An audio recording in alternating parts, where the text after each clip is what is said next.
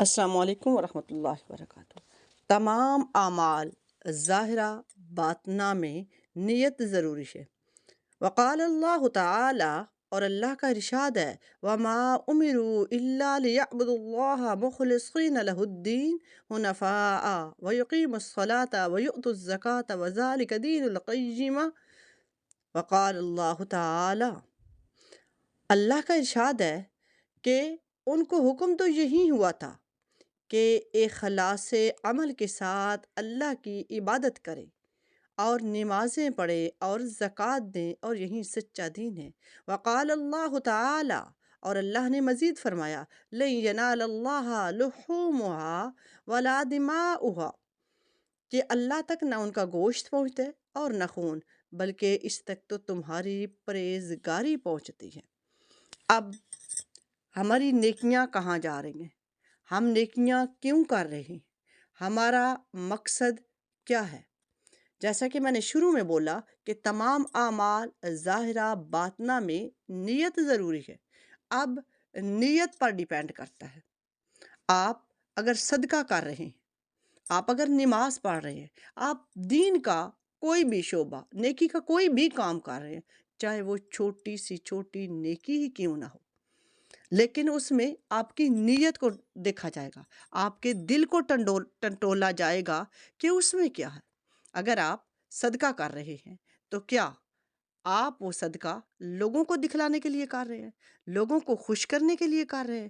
یہاں آپ اپنی لوگوں میں متقی بننے کے لیے یہ نیکی کر رہے ہیں، یا لوگوں کو خوش کرنے کے لیے یہ نیکی کر رہے ہیں، یا پھر اس سے مقصد صرف اللہ کی آپ کی رضا ہے؟ اسی طرح اللہ نے اس میں فرما دیا کہ لن ینال اللہ، اللہ تک کوئی چیز نہیں پہنچتی، اللہ تک کوئی چیز نہیں پہنچتی کہ آپ نے کروڑ کی مالیت کی نیکی کی ہے، لیکن اللہ تک تو وہ پہنچتی ہے کہ اخلاص سے نیت کیا ہے آپ کی، آپ نے کس اخلاص کے ساتھ کی ہے، کس مراحل سے گزر کر کی ہے، وہ نیکی ہوگی، وہ نیکی قابل قبول ہوگی اس نیکی پر۔ اور نیکی پر تو اللہ کا فرمان ہے کہ میں نیکیوں کو تو کہیں گنا بڑھا دیتا ہوں۔ اب ڈیپینڈ کرتا ہے کہ نیت کتنی تھی، آپ کو اس نیکی کرنے میں کیا مشکلات کا سامنا کرنا پڑا۔ فرض کریں اگر آپ کے پاس کچھ نہیں ہے، آپ نیکی کرنا چاہ رہے ہیں، آپ کے پاس، یا صدقے کی بات لے لیں تو آپ کو صدقہ دینے کے لیے کچھ نہیں ہے، لیکن آپ نے کچھ بچت کی اللہ کی مخلوق پر خرچ کرنے کے لیے، ان کا احساس کرنے ہوئے، تو آپ نے بڑی اعلیٰ نیکی کی ہے۔ شرط آپ کی اس میں نیت صرف اللہ کی رضا ہوگی۔ اور دوسری جانب آپ نماز پڑھنا چاہتے ہیں، آپ کا دل نہیں چاہ رہا، لیکن آپ نے کوشش کی اللہ کو راضی کرنے کے لیے، اللہ سے ڈر کر، نہ کہ چند لوگوں میں بیٹھے ہوئے آپ نے کہا کہ میں آج نماز پڑھ لوں، اور نماز کو بھی بڑا سنوار کر پڑھا۔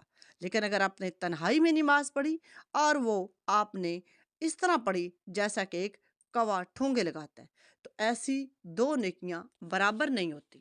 ساری کی ساری نیکیوں کا دار و مدار